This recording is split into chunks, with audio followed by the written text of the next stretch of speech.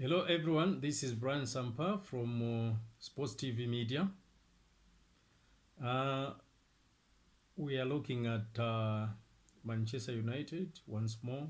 This is our fourth series or episode since we started doing the recordings for Sports TV Media. We have seen the resumption of the Premier League and we see what has happened in the league, that Manchester United played against Tottenham and Jose Mourinho, and it was 1-1. In our last episode, we had discussed the formation and the team that we expected to play this time around, and I think our prediction went with Rashford, Marshall, Daniel James. Then we had in the midfield Pogba, Bruno, and McTominay. In the defense, Wan-Bissaka. We had Bali. We had that is Eric Bali. We had Luke Shaw, and we had Maguire. That is the defense. But Solskjaer went with McDonald and Fred in the midfield, and in the defense he had put Lindelof instead of Eric. Yeah, that is where our problem began. Leaving Pogba out of the team was something that the coach should not have done, because I said before, anyone saying Pogba and Bruno Fernandes cannot play together, then he's not worthy to be a coach, or he's not worthy even to be an analyst, a soccer analyst, or even a commentator on football, because Pogba and Bruno Fernandes, they don't play the same team, the same team number. They play different numbers. We know that Pogba is suitable to play deeper than Bruno Fernandes, and therefore they can only just complement each other. And that is what the coach should have done. And this was evident when Pogba came into the team in the second half, though he played less than 40 minutes of the second half, and we saw the impact that he had made. Yeah, many have suggested, and will still continue to suggest, that if Pogba was put from the first minute, maybe he would not have played the way he played. He played like that because he found the Tottenham players were tired, and therefore he was able to influence the game in the manner that he influenced the team. But we know that if Pogba did not have the ability or the skill, even if he was playing against tired players, he could not have done what he did. Look at the pass that he had for Rashford. We know that if Rashford had received that pass when he has fully regained his fitness and is sharp at scoring, he could have scored that goal. But it's just that he has not played football for a long time, and therefore that sharpness is still lacking, even if we know that he's a good player. But the pass from Pogba was excellent and world class. So we see that the way to go for Manchester United is to have Bruno Fernandes and Pogba in the same team. The question is, who should partner them? I still want to go with Scott McTominay, though others would say Matic would be suitable for that. Matic is suitable for teams that are not fast. But if you are playing with teams that are fast, I think we need McTominay as a sitter there in the midfield.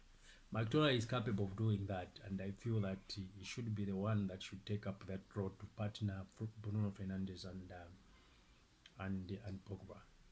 It doesn't mean that we are completely saying Matic and Fred are not capable of doing that. They can do that, but we can only play one at a time. And the better choice among these is Scott McTominay. What do I expect from Manchester United going forward? I expect nothing but just the best. Look at the partnership, the little touches that Pogba had with Bruno Fernandes. I think we saw a glimpse of what is to come for Manchester United. The two will form a midfield masterclass. that cannot be defeated by any midfield in the world. And when I say that, I'm looking at teams like Manchester City, I'm looking at Chelsea, because they're rebuilding. I'm looking at Liverpool, I'm looking at Real Madrid, I'm looking at Barcelona, Bayern Munich, I'm looking at Juventus. Bruno Fernandes and Pogba can form a partnership that is capable of destroying any team. The only thing we need to do is to support them and encourage them to go all the way. And therefore, the future for Manchester United is bright. That is why, for me, I believe that it's now that Manchester United should begin fighting for trophies. It is not tomorrow. It is not next season. We have two of the world's most decorated players. When I say most decorated players, I'm not talking about winning trophies alone, no. But I'm also looking at what impact do they have on the teams in which they have played. Even look at Pogba, what impact has he had for France? What impact did he have on Juventus? Yeah, many will say he has been overrated. The role that he played for Juventus has been overrated or exaggerated. But we saw what he did for France as well. So we know that in Pogba we have a good player that is able to support United. Going forward, there's no team in the Premier League that is going to scare us. Not Liverpool, not Manchester City. All we need to do is to find a partner for them in the midfield. And for now, I believe that McTominay will do the job. But I have no problem if the coach can choose Matic or Fred. Though the issue I have with Fred is the first touch is not good enough. And therefore he loses possession quite easily in the midfield, and that would be a threat for us. It's to be a risk for us. If you're playing a team that is so attack-minded like Manchester City, a team that is attack-minded like Ajax, like look at Dortmund, those teams will cause damage to you if you can lose the ball so easily in the midfield. So we need someone who is a bit steady, and that is McTominay or Matic. Any of the two can play, but I'll go with McTominay, because McTominay has proven, even in the absence of Pogba when he was at his peak, that he can hold his own and he can contribute massively in the midfield. He can literally control the midfield on his own. He has proven that, and we'll go for him so that Manchester is a threat again. So what do we see towards the end of the season? What is it that Manchester can achieve? We can achieve top four, but the coach should stop experimenting. He has to ensure that he puts McTominay. It's not time for experimenting. He has to put Pogba in the game. He has to put Bruno Fernandes. He has also to get McTominay. When we go in front, we saw what happened when Aguero came in. That is a masterclass. In fact, if I were Solskjaer, I would go with Rashford on the left side, Martial on the right side, and I go with Aguero as the main striker, as number 9. That would be a power of T front three, not what he's doing where we put Aguero on the bench. We go with Daniel James. Daniel James is just good for teams like Liverpool, teams like Man City, teams that are attack minded. So they are not too much defensive, and they will not put they will not withdraw and just be defending. They'll be attacking, and therefore you will have space to play football. That is what he's suited for. So for me, going with I have changed my mind on Daniel James, because I've evaluated and I've looked at the way he plays football. Of course, at some point I thought that in the absence of a better right winger, I think we can take Daniel James. But looking at what Greenwood did, if the coach for some reason doesn't feel that he can play Martial on the right and Aguero as number 9, if he still wants to experiment with Martial as number 9, which I believe that has not worked so far, let him then put Greenwood as the right winger. Because we saw when Greenwood came in, the touch of the ball, the control, just the boy when he's on the ball is incredible. He's a marvel to watch. It would be like those who are comparing him to Van Persie were not exaggerating. Actually, to be like you're watching Van Persie, of course, yes, he's not developed at the point of level of Van Persie, but we have seen the touch of the ball, the kind of control, the kind of display that he has.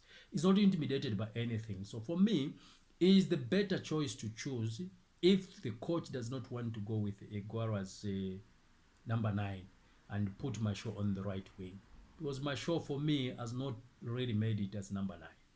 But if the coach feels that Masho should play number 9, let him then use Greenwood.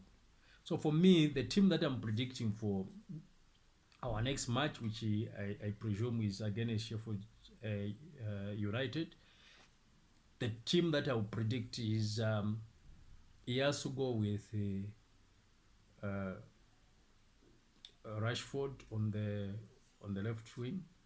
He has to go with since I know that Solskjaer, it's unlikely that Solskjaer can put Iguara as number 9 and throw Marshall on the right wing.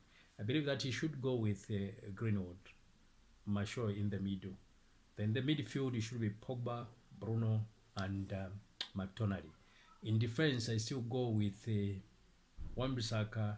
I'm going with besides Wan-Bissaka, alongside Wan-Bissaka, we go with Eric, Maguire, and Luke Shaw. I'm not really impressed with the defensive abilities of Luke Shaw. I think he's one of those people who had contributed to the goal that Begwin scored.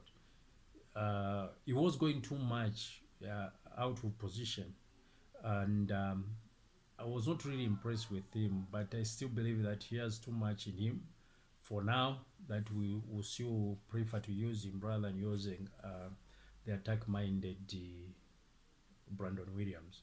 So for me, it has to be Luke Shaw, Maguire, by Wan-Bissaka, McTominay as a sitter, with Pogba playing deeper.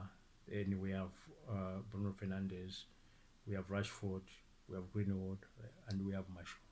But the most likely, the most lethal attacking front three that we can go with, of course, as I've said, is Rashford, Iguaro, and Marshall. That can be very deadly, and we can score a lot of goals. If Solskjaer can just be brave enough to put Iguaro as number 9, that would be the deadliest front three that you can see in the Premier League for a long time to come. There you have it. That is how we expect Manchester United to be playing from now going forward. If indeed the coach has guts, that's a team he has to go with. This has been Brian Sampa for Sports TV Media. Thanks for watching, and